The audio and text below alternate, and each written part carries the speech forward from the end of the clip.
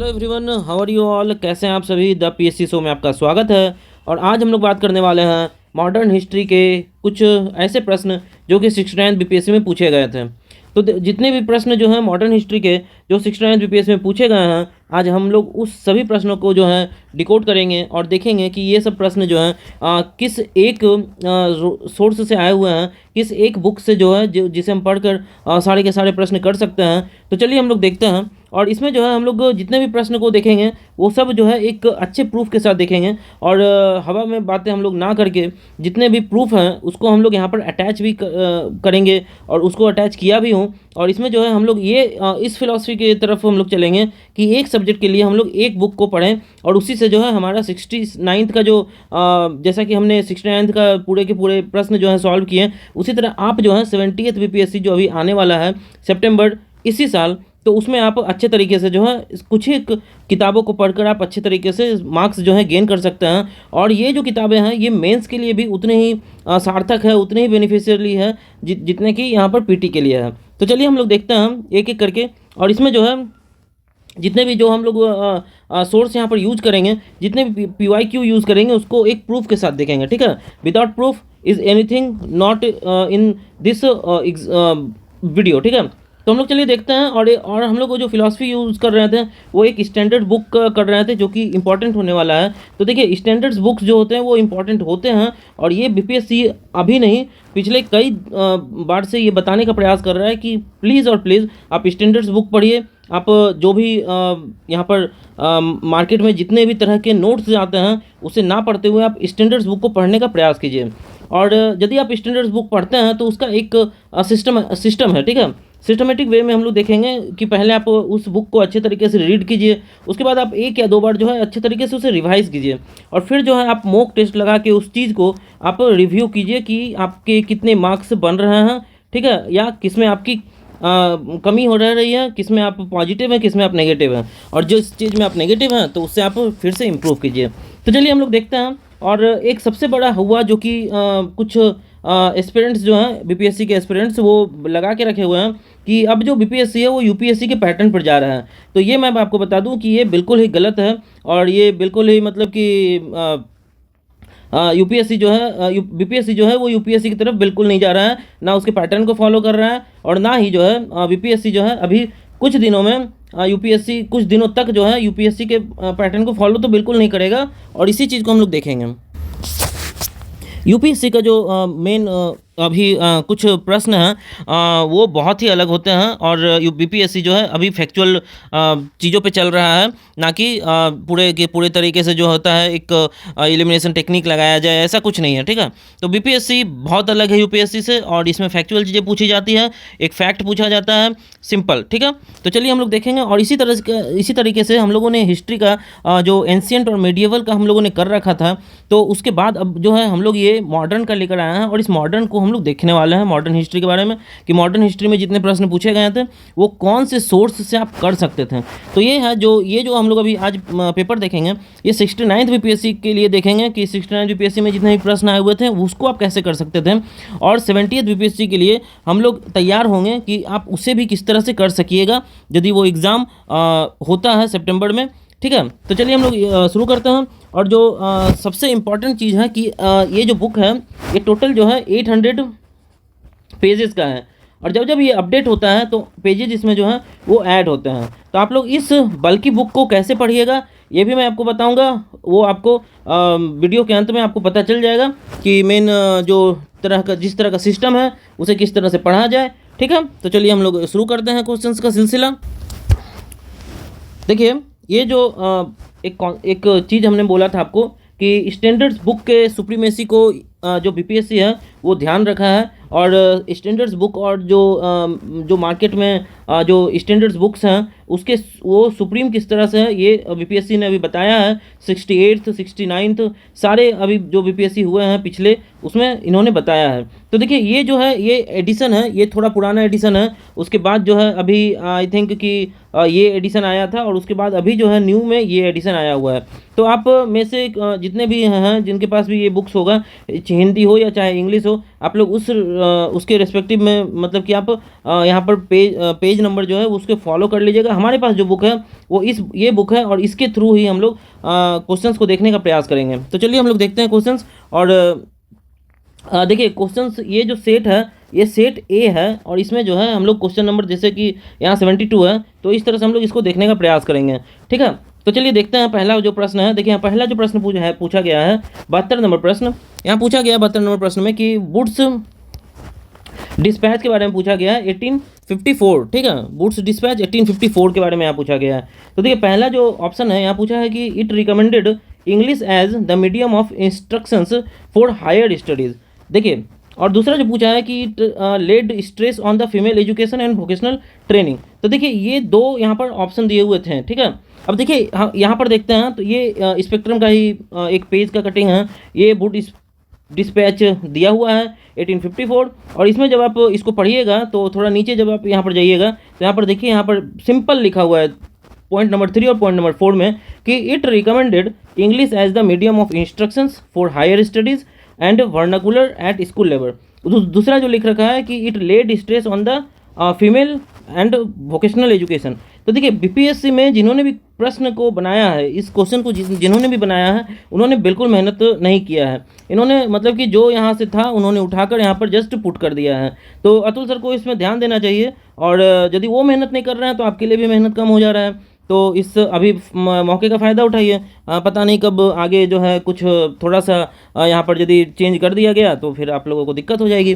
देखिए दूसरा प्रश्न यहाँ पर देखते हैं हम।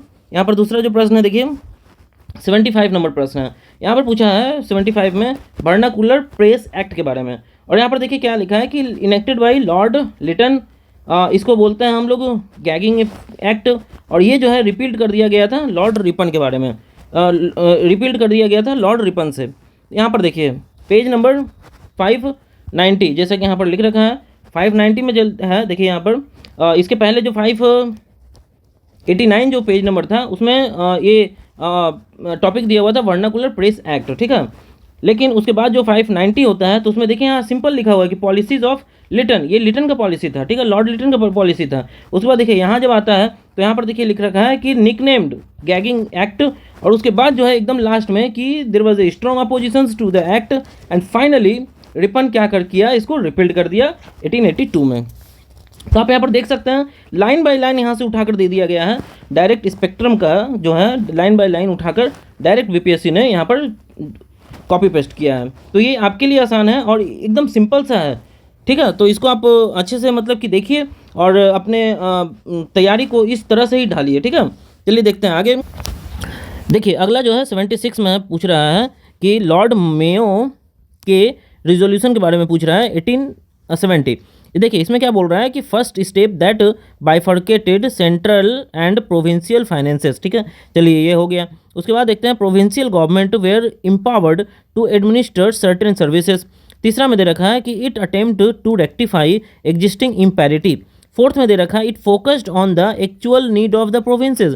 अब देखिए ये जब आप चार ऑप्शन को पढ़िएगा और उसके बाद फिर चार जो है एक बार और ऑप्शन दे रखा है तो इससे जो है फिर अब जो एस्पिरेंट्स है वो बोलेंगे कि यार बहुत लेंदी पेपर था। देखिए लेंदी कुछ नहीं होता है। ठीक है, इसने और आसान कर दिया है। देखिए आप यदि पेज नंबर 545 में स्पेक्ट्रम के 546 वाले पेज में देखिएगा तो मात्र और मात्र यहाँ 7 लाइन में इन्होंने यहाँ पर 4 ऑप्शन बना दिया है इन्होंने। आप देखिए यहाँ पर कि जैसे कि यहाँ पर यहाँ दे रखा है कि फाइनेंशियल डिसेंट्रलाइजेशन हुआ था, एडमिनिस्ट्रेटिव रीऑर्गेनाइजेशन का बात यहाँ पे किया जा रहा है, उसके बाद इंक्रीजिंग रेवेन्यू का बात किया जा रहा है और रिड्यूसिंग एक्सपेंडिचर का बात किया जा रहा है। उसके बाद देखिए जो मैंने आपको ऑप्शन ए में आपको पढ़वाया कि ये जो है बाइफर्केट कर दिया गया था सेंट्रल एंड प्रोविंशियल फाइनेंसेस को। यहाँ पर देखिए एकदम साफ साफ लिख रखा है bifurcating central and provincial finances. और उसके बाद देखिए यहाँ पर दे रखा है the provincial government were asked to administer this services. और यहाँ पर आप देख सकते हैं तो ये सब चीज़ें जो हैं एकदम सिंपल वे में यहाँ लिख रखा है। और ये जितने भी हैं यहाँ पर देखिए सब पॉजिटिव स्टेटमेंट है। तो एक जो एलिमिनेशन होता है या फिर आप इस ये ट्रिक है कि आप जितने भी पॉजिटिव स्टेटमेंट हैं, यदि कुछ पॉजिटिव स्टेटमेंट सही हो रहे हैं तो जितने भी और पॉजिटिव स्टेटमेंट हैं वो सही ही होंगे। तो यहाँ पर देखिए चारों जो है यहाँ पर एकदम करेक्ट आंसर है, और सिर्फ आप देख सकते हैं यहाँ पर सिर्फ 6 या 7 यहाँ पर स्टेटमेंट हैं जिसके तहत आप इस प्रश्न को आंसर कर सकते हैं। तो यहाँ पर बिल्कुल देखिए, यहाँ पर फिर बीपीएससी में जिन्होंने ये प्रश्न को बनाया है वो बिल्कुल यहाँ पर मेहनत नहीं किया उन्होंने। उसके बाद देखिए जो अगला प्रश्न पूछा जा रहा है कि फेल्योर पूछा जा रहा है 1857 के रिवोल्ट के बारे में। यहाँ पर जब जाइएगा 205 नंबर पेज में यहाँ रिवोल्ट दे रखा है और समरी में जो है एक एक करके यहाँ पर कॉज ऑफ फेल्योर दे रखा है। तो आप इससे पढ़ के आप सिंपल वे में इसको जो है आप जो ऑप्शन 3 है, 3 ऑप्शन को आप अच्छे से मतलब यहाँ पर टैकल कर सकते हैं।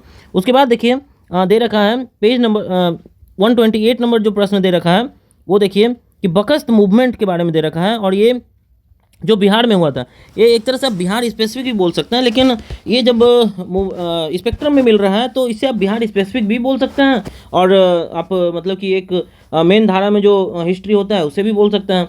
तो यहाँ पर देखिए यहाँ पूछ रखा है कि बकस्त मूवमेंट को जो बिहार में हुआ था उसको ऑर्गेनाइज किसने किया था, और ये 1937 से 38 में हुआ था। देखिए पेज नंबर आप जाइएगा जब आप 618 में 618 में, तो यहाँ पर बिहार का एक सेक्शन दे रखा है और उसके बाद दे रखा है कि here Sahajanand Saraswati was joined by dash dash dash. ठीक है, इन्होंने मतलब कि ज्वाइन किया था, और यहाँ पर इन्होंने ये भी दे रखा है कि इन्होंने ऑर्गेनाइज किया था। ठीक है, देखिए बख्त लैंड जो था यहाँ पर ऑर्गेनाइज किया गया था। तो आप यहाँ से जो है सिंपल इसका जो करेक्ट आंसर है वो यहाँ पर आप लगा सकते हैं कि स्वामी शाहजहानंद सरस्वती जो थे वो उन्होंने यहाँ पर ऑर्गेनाइज करवाया था ये बकस्त मूवमेंट को। ठीक है, तो आप इस तरह से इस प्रश्न को मतलब कि सॉल्व कर सकते हैं। और उसके बाद चलिए देखते हैं तो 130 नंबर जो प्रश्न है लॉर्ड लिटन के बारे में दे रखा है कि ये जो है किससे एसोसिएट नहीं थे। तो यहाँ पर 4 ऑप्शन दे रखा है। अब देखिए यहाँ पर आप देखिए पेज नंबर 858 में, जब आप 858 पेज नंबर देखिएगा तो लॉर्ड लिटन यहाँ पर सिंपल सा एक टाइटल दिया हुआ है और उसके बाद उनके द्वारा किया हुआ सारे कारनामे यहाँ पर हैं। तो देखिए उन्होंने जो है आर्म्स एक्ट में पार्टिसिपेट किया था, वर्नाकुलर प्रेस एक्ट में पार्टिसिपेट किए थे, जो स्ट्रैचे कमीशन था उसमें उससे भी जुड़े हुए थे। तो यहाँ पर जो करेक्ट आंसर हो जाएगा वो क्या हो जाएगा, वो देखिए स्ट्रैचे कमीशन था तो इससे जुड़े हुए थे, आर्म्स एक्ट से भी जुड़े हुए थे, वर्नाकुलर प्रेस एक्ट से भी जुड़े हुए थे, सिर्फ इल्बर्ट विट था जो कि यहाँ पर देखिए नहीं दे रखा है। तो ये सिंपल सा चीज़ पूछ रहा है। आप ये भी याद रख सकते थे सेकेंड अफगान वर्ल्ड वार से भी जो है ये जुड़े हुए थे। तो इस तरह से सारे मतलब कि यहाँ पर देख सकते हैं कि लिस्ट एक दे रखा है लॉर्ड रिपन का, देखिए नीचे दे रखा है। तो इस तरह से आप इस प्रश्न को यहाँ पर कर सकते थे। और सिंपल एक ट्रिक यहाँ पर सिर्फ और सिर्फ एक ही चीज़ है कि यहाँ पर standards book is very important for your preparation for next 70th BPSC के लिए भी जो है बहुत इंपॉर्टेंट होने वाला है, जहां मैं आपको यहाँ पर दिखाने का प्रयास कर रहा हूँ। उसके बाद देखिए जो अगला प्रश्न है ये पूछ रखा है कि in which of the following movement did the Mahatma Gandhi make the first use of hunger strike as a weapon. Easy very easy प्रश्न क्वेश्चन है ये। ठीक है, देखिए यहाँ पर जो दे रखा है आप देखिए पेज नंबर 334 में जब आप देखेंगे तो 334 में आप देखिएगा यहाँ पर टॉपिक दे रखा है अहमदाबाद मिल स्ट्राइक 1918, और उसके बाद यहाँ पर सिंपल लिख रखा है फर्स्ट हंगर स्ट्राइक, और किनके द्वारा है तो गांधी जी के द्वारा। एक सिंपल सा प्रश्न, सिंपल सा, ये आप देखिए इतना आपको गहराइयों में भी नहीं जाना है। सोच लीजिए कि ये बुक की जो जादू है वो कितना मतलब कि विकराट है। ठीक है, तो यहाँ पर आप इस तरह से इस तरह के प्रश्न को कर सकते हैं टैकल। उसके बाद देखिए जो पूछ रहा है कि the response of the mass agitation of the Champaran movement the British government took the step address the issue. Champaran movement के कारण से जो मास एजिटेशन हुआ था तो उसमें ब्रिटिश गवर्नमेंट जो थी उन्होंने क्या स्टेप लिया था। देखिए सिंपल, ये आप यदि आप पेज 881 में जाइएगा यहाँ पर पीजेंट मूवमेंट का एक लिस्ट दे रखा है, सारा ये पीजेंट मूवमेंट ही है 7, 8, 9, 10, 11। इसमें देखिए आप यहाँ पर दे रखा है चंपारण सत्याग्रह का पीजेंट मूवमेंट ही है। और इसमें देखिए आप यहाँ क्या दे रखा है, तो यहाँ पर दे रखा है चंपारण अग्रेग्रियन एक्ट एबोलिश कर दिया था 3 खटिया सिस्टम को, 3 खटिया सिस्टम को एबोलिश किया गया था और चंपारण एग्रेग्रियन एक्ट जो था उसको लाया गया था, इम्पोज किया गया था। ठीक है, तो यहाँ पर से आप इसको यहाँ पर कर सकते हैं। यहाँ पर देखिए ऑप्शन जो सी है यहाँ पर दे रखा है इंस्टीट्यूटेड द चंपारण एग्रीग्रियन कमेटी। ठीक है, तो इस प्रश्न को भी आप यहाँ से कर सकते थे, और ये लगभग हम लोगों ने अभी तक 8-9 प्रश्न कर लिया है। उसके बाद देखिए दे रखा है कि which of the following Indian National Congress session the resolution related to fundamental right were passed for the first time. यहाँ पहला बार जो है फंडामेंटल राइट जो है कौन से कांग्रेस सेशन में रिजोल्यूशन को पास किया गया था, यहाँ पर पूछ रखा है। तो यहाँ पर देखिए, यहाँ हर रिजोल्यूशन के बारे में थोड़ा सा दे रखा है, और कराची कांग्रेस सेशन जो है यहाँ पर दे रखा है 1931। इसमें कांग्रेस का जो रिजोल्यूशन था वो देखिए 2 रिजोल्यूशन था, जिसको यहाँ पर आपको पढ़ना चाहिए, और इसी तरह से आप इसको जो है हाईलाइट कर सकते हैं। तो यहाँ पर देखिए 2 रिजोल्यूशंस जो है, एक है आपका फंडामेंटल राइट का रिजोल्यूशन और दूसरा है नेशनल इकोनॉमिक प्रोग्राम का रिजोल्यूशन। सिंपल वे में यहाँ पर अच्छे तरीके से लिखा हुआ है, जिसे आप रट के अच्छे तरीके से आप इस प्रश्न को भी कर सकते थे। तो ये सब प्रश्न जो है बहुत इजी हैं और आप स्कोर करने लायक है। ठीक है, आप यदि मान लीजिए कि 15 मार्क्स आप लेके आ रहे हैं, टोटल 15 आउट ऑफ 15, और जो है 90 जो है अभी कट ऑफ जा रहा है, तो एक अच्छा मार्क्स है ना कि आप मतलब कि मान लीजिए मैंने तो इस बुक को, स्पेक्ट्रम की इस बुक को मैंने 1 महीने में कंप्लीट किया था। आप इसे धीरे धीरे 1 नहीं 2 महीने में कीजिए, 2 नहीं 3 महीने में कीजिए। अभी टाइम जो है इनफ टाइम है 70th बीपीएससी के लिए, तो आप इसको आराम से कीजिए। और मैं अभी बताऊंगा आपको कि इससे किस तरह से पढ़ना है। देखिए, पढ़ने का भी एक इसका चैलेंज है, क्योंकि 800 पेज अभी टोटल पूरे इसके हैं, और पूरे के पूरे 800 पेज में से आपको सिर्फ और सिर्फ 400 पेज पढ़ना है। सारे सिलेबस आपके कंप्लीट हो जाएंगे अकॉर्डिंग टू सिलेबस।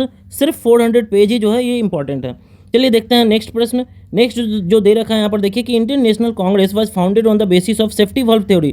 ठीक है, सेफ्टी वॉल्व थ्योरी के तहत इंडियन नेशनल कांग्रेस जो है का गठन हुआ था to protect the British government from threats. ठीक है, तो आप देखिए यहाँ पर यहाँ पर बोला जा रहा है कि यहाँ पर जो लीडर थे कौन थे जिन्होंने मतलब कि ये सेफ्टी वॉल्व थ्योरी को लाया था। यहाँ पर आप सिंपल देख सकते हैं कि समरी दे रखा है। समरी देखिए, इस स्पेक्ट्रम में summary is very very important. ठीक है, तो जितने भी समरी हैं उसको आप एकदम रट लीजिएगा। और यहाँ पर सेफ्टी वॉल्व थ्योरी दे रखा है, देखिए लाला लाजपत राय, सिंपल वे में यहाँ पर दे रखा है, सिंपल एक पॉइंट करके दे रखा है। उसके बाद आप यदि याद करना चाहें तो कॉन्स्पिरेसी थ्योरी, हो सकता है अगला बार ये कॉन्स्पिरेसी थ्योरी पढ़ ले, पूछ ले, आरपी दत्त हैं। ठीक है, फिर लाइटनिंग कंडक्टर का थ्योरी तो जीके गोखले हैं। तो इस तरह से आपको जो है इन सब चीज़ों को आप ध्यान देना पड़ेगा। ठीक है, अभी एक पीवाईक्यू के भी प्रश्न है, उसको भी हम लोग देखेंगे। देखिए, ये जो प्रश्न पूछा जा रहा है, ये पूछा जा रहा है कि कौन जो थे वो कैबिनेट के मेंबर नहीं थे। ठीक है, यहाँ 4 नाम आपको दे रखे हैं। अब आप 4 नाम यहाँ दे रखे हैं और उसको यहाँ पर बताना है। अब चलिए हम लोग थोड़ा सा इधर उधर देखते हैं प्रश्नों को। यहाँ देखिए, कैबिनेट मिशन पेज नंबर 489। ठीक है, पेज नंबर 489 में यहाँ पर दे रखा है कैबिनेट मिशन के बारे में। और देखिए यहाँ पर दे रखा है simple, Pethick Lawrence cabinet mission में मेंबर थे। ठीक है, उसके बाद ए बी अलेक्जेंडर मेंबर थे। यहाँ पर आपको जो है 4 ऑप्शन नहीं देकर यहाँ पर देखिए 3 ऑप्शन दे रखा है। पी लॉरेंस यदि आपको मालूम था तो ये आप गलत कर सकते थे क्योंकि ये मेंबर थे।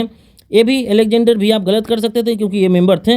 नन ऑफ दिज होगा नहीं क्योंकि यहाँ 2 गलत हो चुका है। ठीक है, और ए जे एंड्रयू यहाँ पर नहीं थे तो ये करेक्ट हो जाएगा। तो इसमें देखिए आपको ऑप्शन एक्चुअली 3 ही है। बीपीएससी ईजी हो चुका है, आप विश्वास कीजिए, क्योंकि यहाँ पर अब जो है 4 ऑप्शन के बदले यदि नन ऑफ दीज या ऑल ऑफ दीज एबव होता है और आपको यदि थोड़ा सा नॉलेज होता है उस प्रश्न के बारे में, तो ये जो प्रश्न है वो 3 ऑप्शन में बट जाते हैं, सिंपल। ठीक है, तो ये जो अब जो है प्रश्न जो है इजी हो चुके हैं।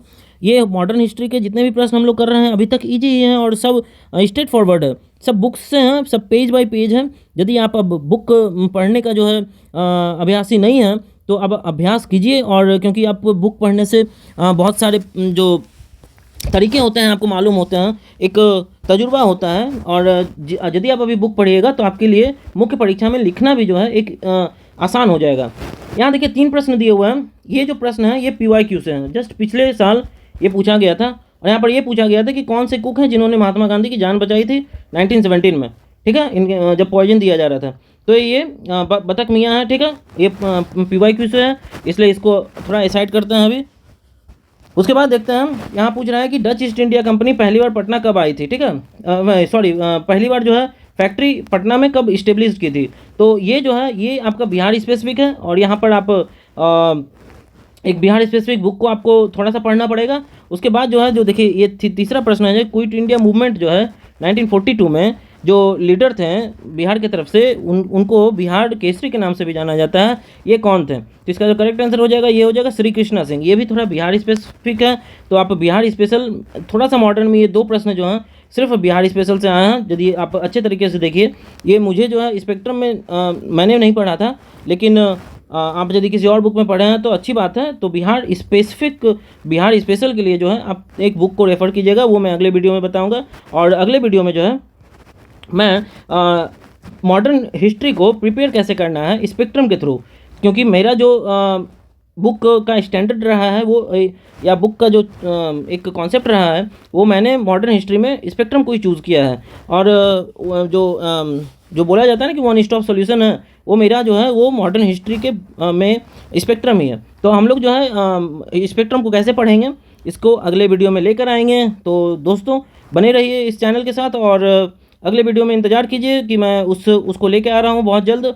किस तरह से पढ़ना है, 800 पेज हैं, और इस 800 पेज को 400 पेज में आपको कैसे पढ़ना है, कौन कौन से पेज इंपॉर्टेंट है, कौन कौन से टॉपिक इंपॉर्टेंट है, कौन कौन से चैप्टर इंपॉर्टेंट है।